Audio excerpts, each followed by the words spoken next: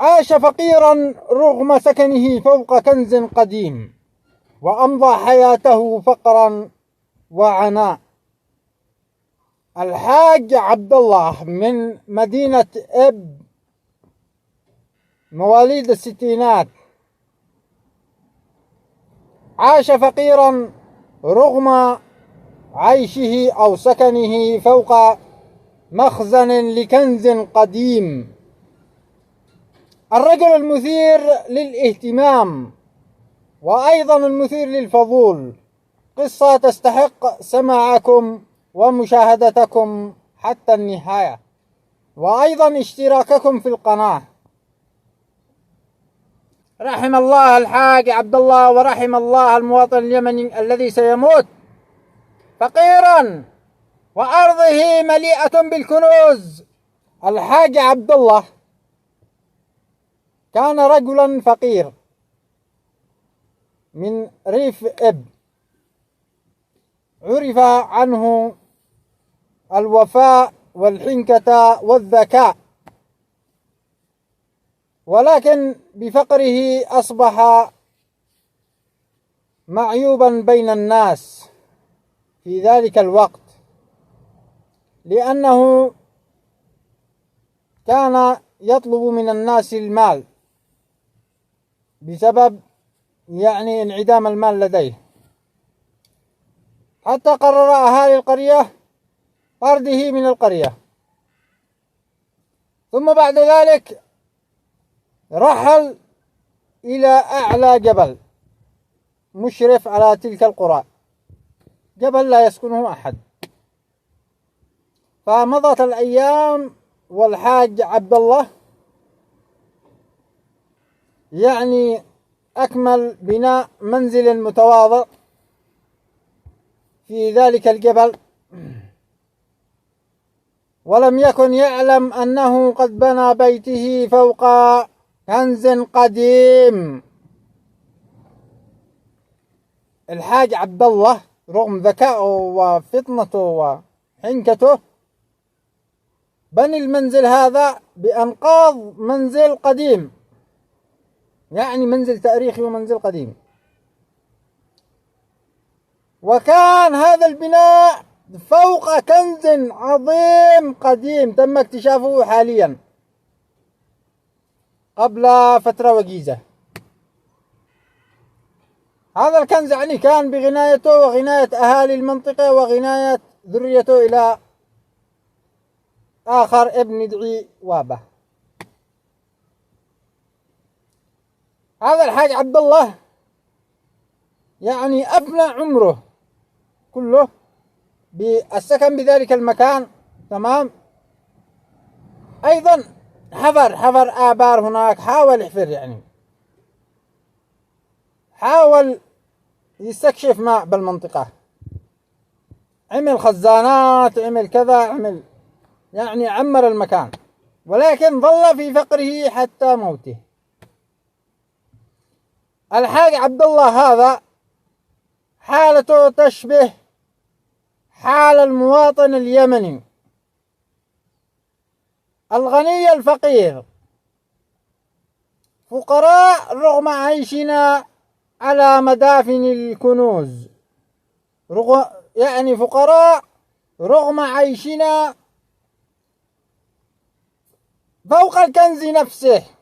الكنز هي اليمن كنز، ولكن كنز عند من؟ اليمن أصبحت لعبة، اليمن أصبحت لعبة بالأيادي الخارجية. اليوم يا رجال إحنا نشكو الفقر، حالنا مثل حال عبد الله، نعيش فوق الكنوز ونأكل الخبز اليابس، نعيش فوق الثروات، تمام، وقوتنا القات، الشجرة الخضراء. أسألكم بالله خرجوا لي واحد أكل لحمة أسبوع هذا، إلا 10% من الشعب كله.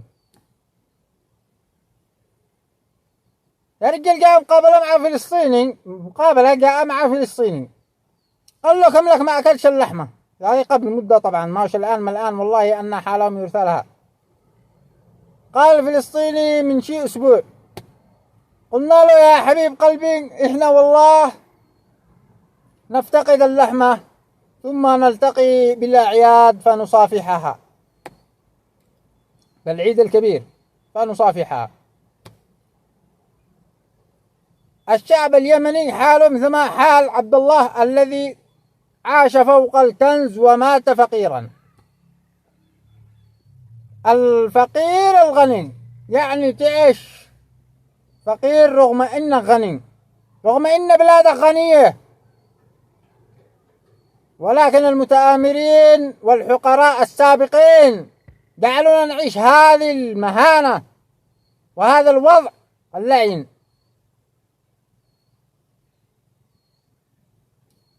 أصبحنا حالنا كمثل حال عبد الله، بيتنا أو بيوتنا بيوت متواضعة وحالنا متواضع، وأكلنا وزادنا يكاد ينعدم في بلاد تتمتع بالثروات والكنوز، كنوز البترول، كنوز الغاز، كنوز الموانئ والثروة السمكية. يا رجال والله لا نشبع العالم ملح، ملح من الصليف، لا نأكل العالم كله ملح